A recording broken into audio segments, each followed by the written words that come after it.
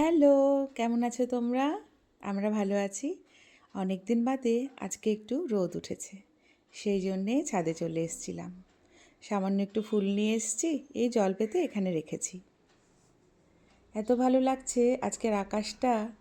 বেশ কদিন ধরে এত বৃষ্টি হচ্ছিল, চারিদিকে একদম কেমন স্যাঁতস্যাঁতে হয়ে গিয়েছিল।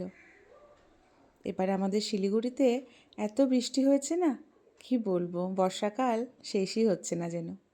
হালকা হালকা ঠান্ডা পড়ে গেছে। আমি একটু চা বানিয়ে নিলাম। এখানে আছে আর্যর স্কুলের টিফিন। আর্য বলল আজকে ম্যাগি করে দিতে।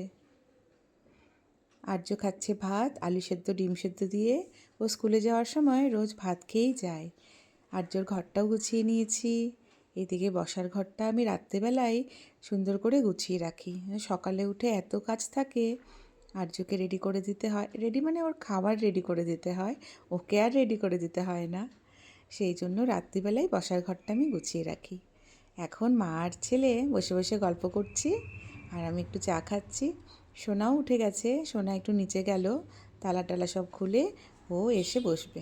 সকালবেলাটা এই সময় আমরা তিনজন একসাথে বসে চা খাওয়ার চেষ্টা করি, আর সারাদিনের কার কী গল্প, কে কার কী কাজ করবে সেগুলো আলোচনা করি।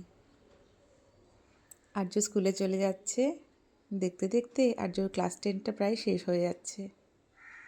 আর কদিন পর বোর্ডস, তারপর আর কি আবার নতুন স্কুল, নতুন করে পড়াশোনা শুরু।